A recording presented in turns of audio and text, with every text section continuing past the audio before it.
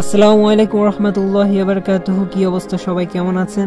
আশা করি আপনারা সকলে ভালো আছেন। নিয়ে আসলাম আপনাদের জন্য ফিরে আসো না তুমি গল্পের পার্ট 2।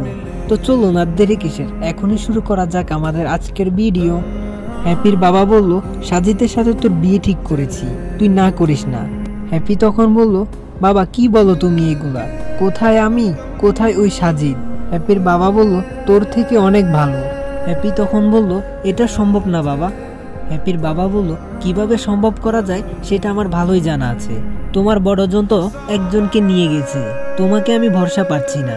আর হ্যাঁ, এখনই রেডি হয়ে যাও, আজই তোমার বিয়ে। হ্যাপি অনেক রাগ হয়ে পারবো না বলে চলে গেল। তারপর হ্যাপির বাবা আমার আম্মুর সাথে কথা বলতে লাগলো। হ্যাপির বাবা বলল, আপনাকে একটা কথা বলার আছে। আমার আম্মু বলল, কি কথা? হ্যাপির বাবা বলল, আমি সাজিদের সাথে হ্যাপির বিয়ে দিতে চাই। আমার আম্মু বলল, কিন্তু ভাইজান আপনারা আর আমরা। ঠিক তখনই হ্যাপির বাবা বলল, আমি কিছু শুনতে চাই না। তখন আমার মা বলল, আমার বোন হয়তো রাজি হবে না। ঠিক তখনই মামা আমাকে বলে উঠল, তোমার কোনো সমস্যা আছে? তখন আমি বললাম, মা যেটা ভালো মনে করে সেটাই হবে। মামা তখন মাকে বলে উঠল, আপা আপনি রাজি হয়ে যান। মা বলল, কিন্তু। মামা বলল, কোনো কিন্তু না, আপনি জানেন আমার বড় মেয়েকে নিয়ে কি হয়েছে। আমি চাই না আমার ছোট মেয়ের সাথে এমন হোক। তখন মা বলল, আচ্ছা ঠিক আছে, আপনাদের যেটা ভালো মনে হবে সেটাই করেন, আমার আর কোনো আপত্তি নেই। মামা তখন বলল, বাঁচালেন, সাজিদকে আমার খুবই পছন্দ হয়েছে। আর হ্যাঁ, বিয়ে আজই হবে, আমি সব ব্যবস্থা এখনই করব। সাজিদ তুমিও রেডি হয়ে নাও। আমি বললাম, আচ্ছা ঠিক আছে, আমি যাচ্ছি। এদিকে হ্যাপি রুমের মধ্যে ভাঙচুর শুরু করে দিয়েছে। খালা তখন হ্যাপির রুমে গেল আর গিয়ে বলল, কি হয়েছে? হ্যাপি বলল, এগুলা কি করছো তোমরা? এটা কোনো কথা? হুটহাট বিয়ে? খালা বলল, তোর বাবা যেটা বলে সেটাই শোন। হ্যাপি বলল, আমি খ্যাতকে বিয়ে করতে পারবো না। খালা বলল, কই খ্যাত, অনেক ভালো ছেলেও। হ্যাপি বলল, কি বলো মা এইসব? ও কী সব প্যান্ট শার্ট পরে, তুমি দেখতে পাও না? খালা বলল, ছেলে হিসেবে কিন্তু ও অনেক ভালো। হ্যাপি তখন বলল, যা ইচ্ছা করো তোমরা, আমি বলে দিচ্ছি আমি কিন্তু রাজি না এই বিয়েতে।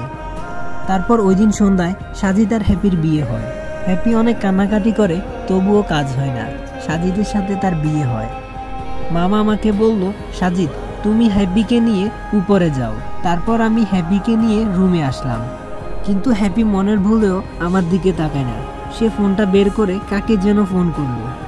ফোন করে বলল, আমাকে ক্ষমা করে দাও, আমাকে একটা ক্ষেতের গলায় ঝুলিয়ে দিয়েছে।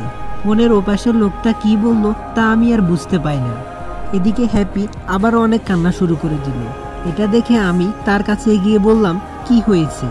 কিন্তু হ্যাপি কিছু না বলে কান্না করেই যাচ্ছে। আমি আবারও বললাম, কি হয়েছে বলবেন তো? হ্যাপি তখন আমাকে বলে উঠে, কি রে, কে তুই? আমাকে জেরা করতেছিস? তখন আমি বললাম, না মানে। হ্যাপি বলল, তুই আমার ঘর থেকে বের হ, আমি তোকে মেনে নিইনি। আমি বললাম, আচ্ছা শোনেন। হ্যাপি বলল, তুই বের হবি এখান থেকে। তখন আমি মনে মনে ভাবতে লাগলাম, এই কি বিপদে পড়লাম আমি। হ্যাপি তখন আমাকে বলে উঠল, কি রে, বের হচ্ছিস না কেন? আমি বললাম, বাইরে গেলে তো আবার আমাকে ভেতরে পাঠিয়ে দেবে। হ্যাপি বলল, তাহলে আমার রুমের বারান্দায় যা। আমি বললাম, কোন দিকে? হ্যাপি তখন আমাকে দেখিয়ে দিল, ওই যে ওই দিকে। তারপর আমি হ্যাপির বারান্দার রুমে চলে গেলাম। এদিকে হ্যাপি আবারও কান্না শুরু করে দিয়েছে। তখন আমি ভাবছি, হ্যাপি হয়তো কাউকে ভালোবাসে। আমার এই বিয়েটাতে আগে মত দেওয়া ঠিক হয়নি, না ওর কাছ থেকে শুনতে হবে। এটা ভেবে আমি আবার হ্যাপির কাছে গেলাম। হ্যাপিকে বলতে লাগলাম, এই যে শুনছেন? হ্যাপি বলল, আবার এসেছিস কেন তুই? আমি বললাম, একটা কথা ছিল। হ্যাপি বলল, কি কথা? আমি বললাম, আপনি কাউকে ভালোবাসেন? হ্যাপি বলল, সেটা তুই জেনে কি করবি? আমি তখন বললাম, না মানে, বিয়ে হওয়ার পর থেকে দেখছি আপনি খুব কান্না করছেন। হ্যাপি তখন বলল, হ্যাঁ আমি একজনকে খুবই ভালোবাসি। আমি তখন বললাম, ও তাই? হ্যাপি বলল, তোর কারণে আমার ভালোবাসার মানুষটাকে হারালাম। আমি আবারও বললাম। বলার সাথে সাথে হ্যাপি আমাকে বলল, এখন তো তুই শুধু করবি। আমি তখন বললাম, আচ্ছা সরি। হ্যাপি বলল, এখন সরি বলে লাভ নেই, তুই এখনই বারান্দায় যা। রুমের মধ্যে কেন তুই? আমি তখন বললাম, এমন করে কথা বললেন কেন? হ্যাপি তখন আমাকে বলল, তুই আমাকে কথা শেখাবি? আমি তখন বললাম, আমি কি তাই বলেছি? হ্যাপি বলল, তাহলে ভুল ধরলি যে? আমি বললাম, ওটা তো। হ্যাপি তখনই আমাকে বলে উঠল, চুপ কুত্তার বাচ্চা। তখন আমি হ্যাপিকে বললাম, আপনি কিন্তু বেশি বেশি করছেন। ঠিক তখনই হ্যাপি এমন একটা কাজ করলো যা দেখে আমি নিজে অবাক হয়ে যাই। হ্যাপি দৌড়ে এসে আমাকে থাপ্পড় লাগিয়ে দেয় আর বলে, আমি বেশি বেশি করি তাই না, দেখ কত বেশি করতে পারি। আমাকে চিনিস না তুই, আমি কি করতে পারি। তোর মতো ছেলের সাথে আমার বিয়ে হয়েছে ভাবতেই পারছি না আমি। হ্যাপি তখন পুরো পাগলের মতো হয়ে যায়। এদিকে সাজিদ আর কিছু বলে না। সাজিদ তখন মনে মনে ভাবতে থাকে, এটা মেয়ে নাকি অন্য কিছু, কি জন্য যে বিয়েটা করতে গেলাম। তারপর হ্যাপি আমাকে বলল, এই শুনছিস। আমি তখন বললাম, জি বলেন। হ্যাপি বলল, রুমের মধ্যে আয়। তারপর আমি বারান্দা থেকে রুমের মধ্যে আসলাম। এসে হ্যাপিকে বললাম, জি বলেন। হ্যাপি বলল, যা হওয়ার হয়েছে, আমি এসব নিয়ে ভাবতে চাই না। তখন আমি বললাম, কোনটা নিয়ে? হ্যাপি বলল, বিয়ে নিয়ে। আমি তখন বললাম, তো কি করতে হবে? হ্যাপি বলল, তুই আমার অনেক বড় ক্ষতি করেছিস, আমিও তোর অনেক বড় ক্ষতি করব। আমি বললাম, কি করবেন? হ্যাপি বলল, সেটা মুখে বলবো না, পরে তুই বুঝতে পারবি। আমি তখন বললাম, আচ্ছা ঠিক আছে। তারপর আমি আর কিছু বললাম না, কারণ যতই হোক সে কিছুক্ষণ পরে আবার বুঝতে পারবে। তারপর আমি যেই না সেখান থেকে চলে যাব, হ্যাপি আমাকে পেছন থেকে ডেকে বলল, এই শোন, আমি ঘুমাবো, আমার পা টিপে দে। আমি তখন বললাম, আমারও যে খুব ঘুম পাচ্ছে। হ্যাপি তখন কোনো কথা না বলে সাথে সাথে আমাকে থাপ্পড় লাগিয়ে দিল। আমি তখন বললাম, আপনি এমন করলেন কেন? হ্যাপি বলল, এখন তো বুঝতে পেরেছিস তোর জীবন থেকে আমি কি করে নিতে যাচ্ছি, তোর সুখ শান্তি কিছুই থাকবে না। তখন আমি বললাম, হ্যাঁ বুঝেছি। হ্যাপি বলল, যাক বুঝেছিস তাহলে। আর শোন, কাল থেকে তোর কাজ হলো আমি যা যা বলবো সব কাজ করা। আমি তখন আর কিছু না ভেবে বললাম, আচ্ছা ঠিক আছে। হ্যাপি তখন বলল, কোনো ভুল যাতে না হয়, যদি ভুল হয় তাহলে তোকে মারবো। তখন আমি বললাম, আপনি আমাকে এত মারবেন কেন? হ্যাপি তখন বলল, তুই আমাকে বিয়ে করেছিস তাই। আমি তখন বললাম, আপনার বাবা মাই তো বলল বড় মেয়েকে যে কিভাবে হারাইছে আপনি যাতে ওইভাবে চলে না যান, তাই আমার সাথে বিয়ে দিয়েছে। হ্যাপি তখন বলল, আর তাই তো রাজি হতে হবে তাই না? আমি তখন বললাম, হ্যাপি বলল, শোন। আমি বললাম, হ্যাঁ বলেন।